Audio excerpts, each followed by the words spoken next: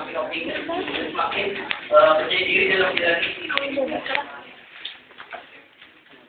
Terima kasih. Dan saya ingin melanjutkan mengenai puasa terhadap anak di luar nikah. Yang pertama, banyaknya kasus terhadap anak yang lahir tapi di luar nikah, nantinya kan kalau RUU di luar nikah diluncurkan ataupun mungkin dikeluarkan. Di sini perlu digarisbawahi itu anggapan Anda saja mengenai hubungan di luar nikah, tetapi dalam tanda kutip, maaf bahasanya sedikit formal di sini, bagaimana kalau wanita diperkosa ataupun yang mungkin hubungan itu sebenarnya tidak dikehendaki, tetapi dia ada duluan dan mungkin haknya tidak adanya hal tersebut ada di negara kita pun tidak diperkenankan untuk aborsi.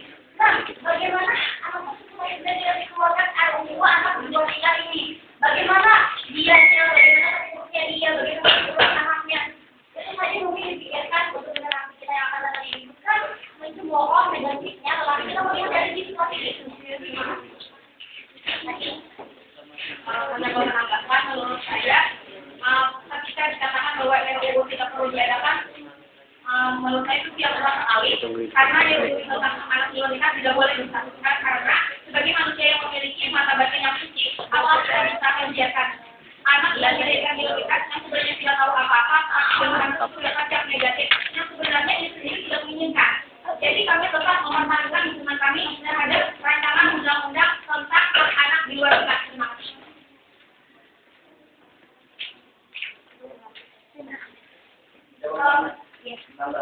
Dan memang undang-undang yang sekarang berbuat memang ada dari berbagai agama. Kemudian agama lain seperti ketahui Islam dan Ramadan ini laki-laki. Maka dari itu terima kasih.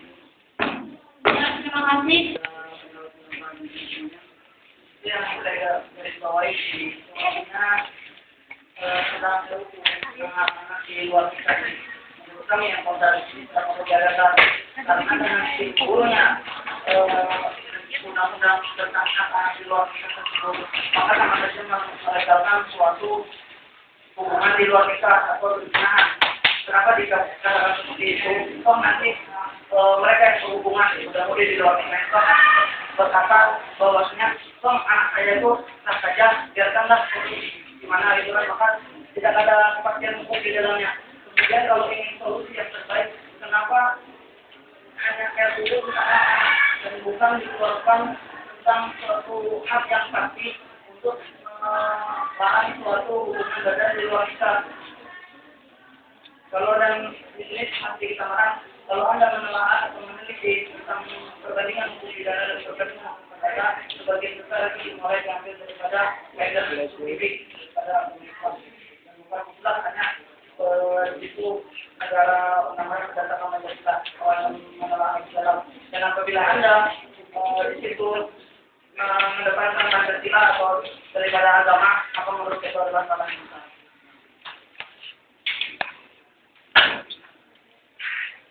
Yang menarik keadaannya kalau waktu undang-undang itu disahkan, kita seperti anak juga mencuri dari dirinya seperti yang jauh kali tadi. Mungkin masih tinggal di sini karena cukup. Pada saat itu orang akan berbuat menjadi itu. Dengan dilegalkan itu maka orang itu akan cenderung berbuat yang negatif. Kita lebih baik meniadakan yang positif daripada menggunakan yang dalam ya begitu. Baik, terima kasih. Ini saya ingin menjelaskan tentang dasar kenapa kami tidak setuju adanya dana undang-undang tentang hak anak di luar nikah. Yakni kami mengibaratkan kepada satu hubungan penunda dan pemudi di luar nikah. Artinya, oke lah, kita lihat garis-besarnya berapa persen yang diperlukan dan berapa persen yang melakukan hubungan di luar nikah. Rata-rata menurut survei, sedangkan ini maaf, jadi Surabaya mengatakan 80% pemuda dan pemudi pernah melakukan hubungan badan. Kalau yang di Jakarta kakak, maaf, ini terima kasih atas waktu yang bersedia. Ya, terima kasih. Waktu yang habis, kita masuk ke sesi ketiga yaitu kesimpulan. Mulai dari intro, mulai dari sekarang. Kami coba menyimpulkan mengenai rancangan undang-undang hak atas di luar nikah. Saya ingin menekankan kembali bahwasanya undang-undang ini bukan salah satu cara untuk melegalkan suatu hubungan perkawinan. Namun ini lebih diterapkan kepada pemberian bahwa pemerintah amat peduli kepada seorang anak yang merupakan penyebab yang saya paparkan yang saya paparkan.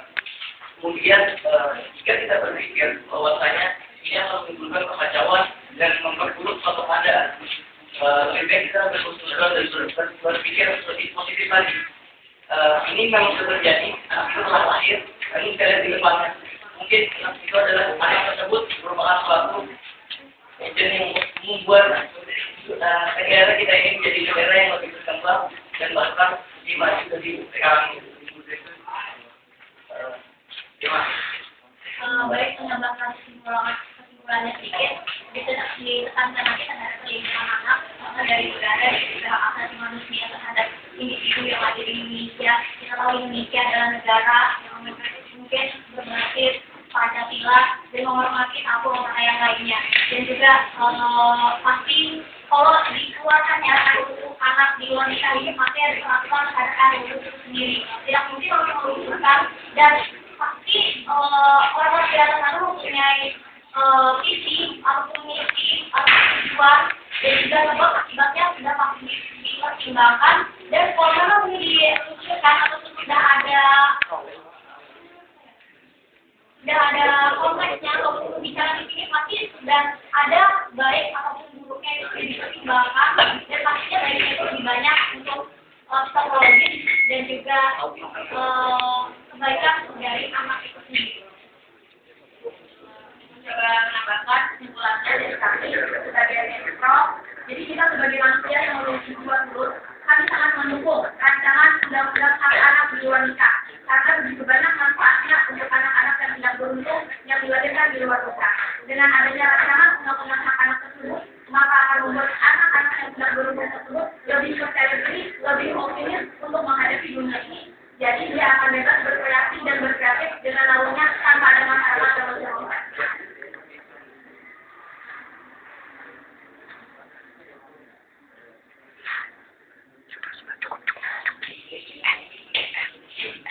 Dan sekali lagi ditekankan di sini bukan mengenai perzinahan ataupun melegalkan hubungan antara masing-masing.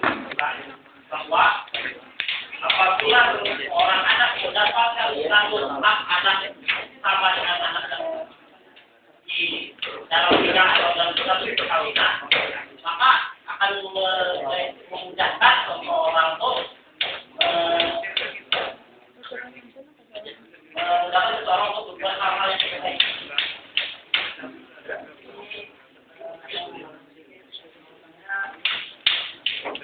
Lagi ada untuk yang kata-kata sedikit, no sedikit, tidak ada kata sedikit. Jadi harus menambahkan kayak gitu.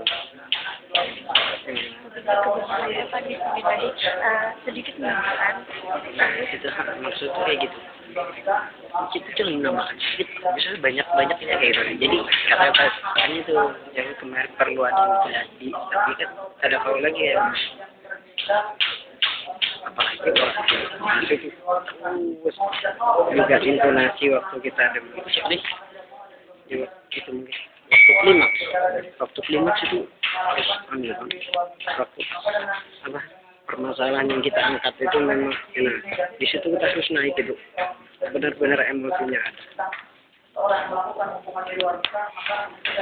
Sebenarnya aku juga waktu pas orasi nggak segitu gitu, tapi setelah ada orasi kan oh ya memang kayak gini kayak gitu lah.